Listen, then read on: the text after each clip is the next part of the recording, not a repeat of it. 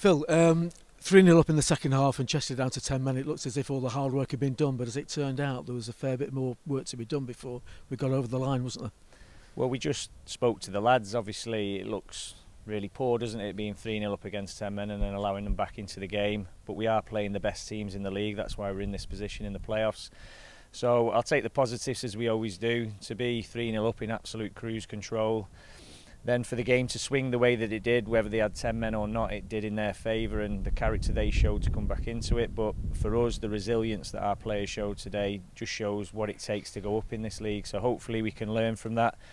We've shook off a bit of a ring rust, so to speak. That's our first competitive game in, 4 months? So to score 3 goals, to come out the other end when the game could have easily swung in their favour in the second half, shows abundance of character. But the quality, really, I was most impressed with. And again, some of the fantastic work this man does with him on the training pitch really showed what we're all about. To score 3 goals, when you look at the games that have been played in the Premiership, they've not been able to do them kind of things from open play. There's our health and safety officer. Not being able to do them things in open play. For us to do that for the first asking after 4 months, I think is a real big achievement for our players. Well, I was going to say that there were a few misgivings about the fact that we've got so much momentum behind us when lockdown happened and we had to start again effectively, and people wondered how difficult that would be. But we did hit the ground running, really, didn't we? First half, we were good value for the 1-0 lead at half time, and it was a great goal by Josh Hancock to give us that lead. Yeah, I'll let Neil come in here. He's not getting off the hook that easily. Yeah. Is it difficult, Neil? Is it difficult after that layoff? You can train and train, but match action for the boys to hit the ground running, it's not always easy. Yeah, I think so. I think we always thought, my opinion was that the 2 teams who win today would have a bit of an advantage going into next week, possibly. Hopefully it'll pan out that way, with the fact that having a competitive game. So you didn't really know as much as you can prepare as well as you had done. We thought we'd covered all bases in terms of the training we'd done and the fitness work. You don't really know where you're at. First 15 minutes, I thought we looked really sharp. We were really bright, but it was always going to be a tight game. They were going to have a spell. Mistakes probably have cost us.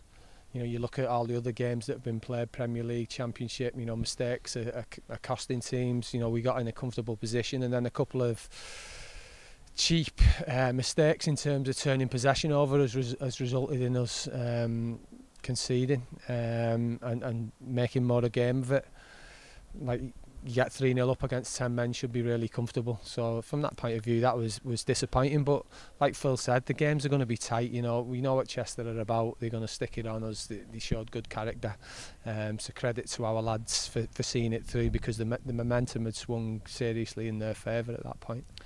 I mean, it was a tight game, and although it didn't, the scoreline didn't turn out this way for a while. It looks as if 1 goal might settle it. It was that tight a game, and if it had done, it was a great strike by Josh Hancock. I mean, the keeper you might say he could have done better, but he doesn't mind trying his luck from that range, Josh, does he? No, the lads call him Hammerfoot, and I think he's got that name for a reason, because when he does hit it, it stays hit. And we can say whatever we want about what the keeper should have done. Josh hit the target, he hit it sweetly, and it's gone in the back of the net. So from that viewpoint, it was a really good phase of play for us, and the fact that we were able to create that opening was great with regards how we finished it off.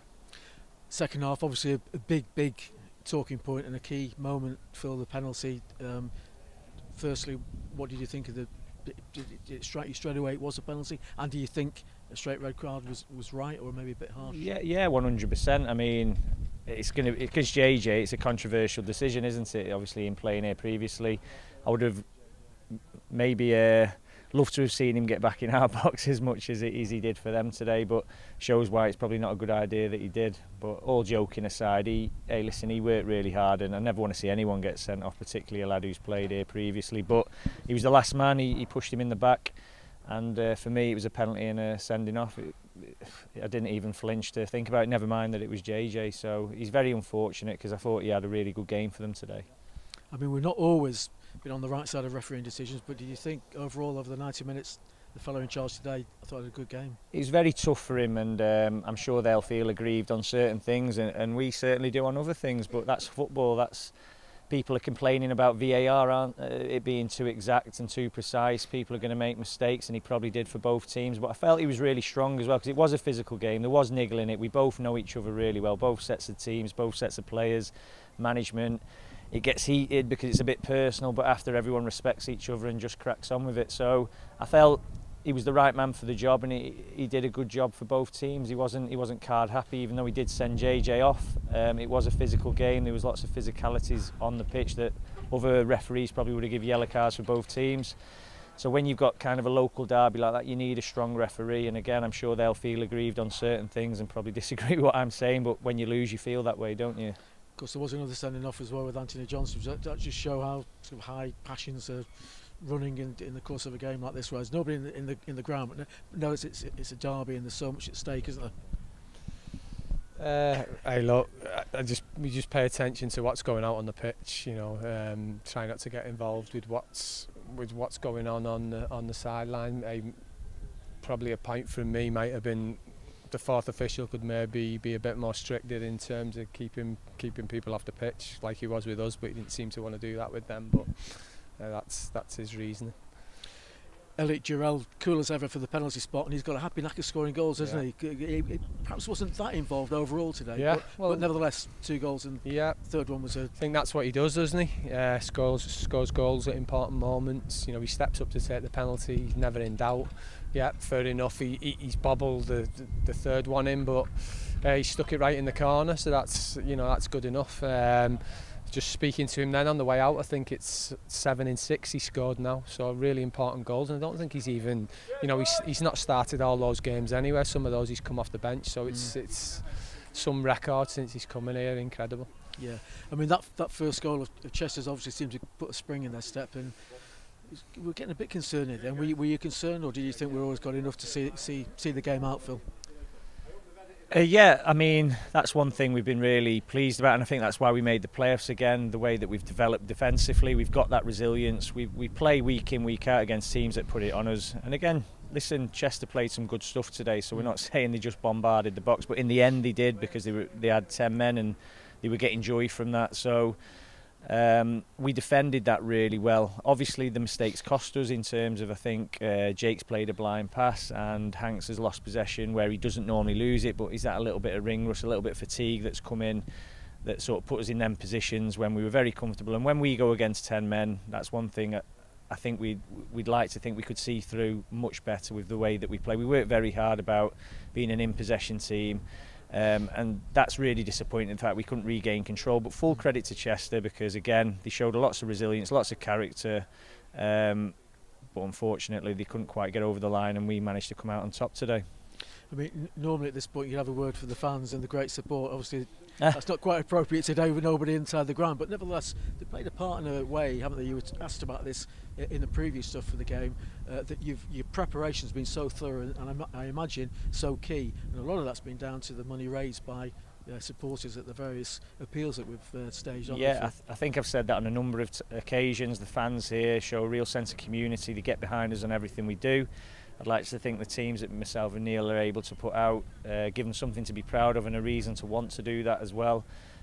So I know it's not easy at times, and especially not now during this period, but we just want to thank them to give us the opportunity to be able to do it, because without them we'd be nothing, and we like to think with what we do on the pitch we give them something to put a big smile on the face about.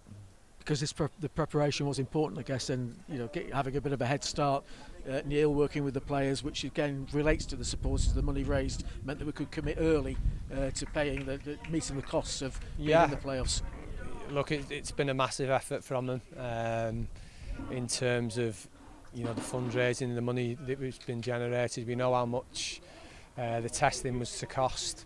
We're just thankful as a club we were able, and a group of players, we were able to get behind the team and be able to do that. Enabled us to get in and get a good 3 to 4 weeks training behind us, and hopefully we'll be better for that, but I'm sure we'll be better for this game today going into next week. Well, just to wrap it up, we'll move on to York now, don't we, next weekend. Thoughts on that? Confident, another week to prepare even more, and as you say, 90 minutes under the belt this afternoon. We're going there in confident frame of mind.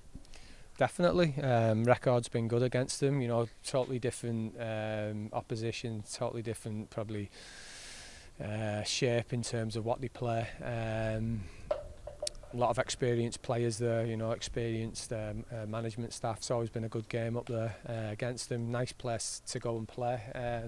We've done well there in the past, so yeah, we're going there with every confidence.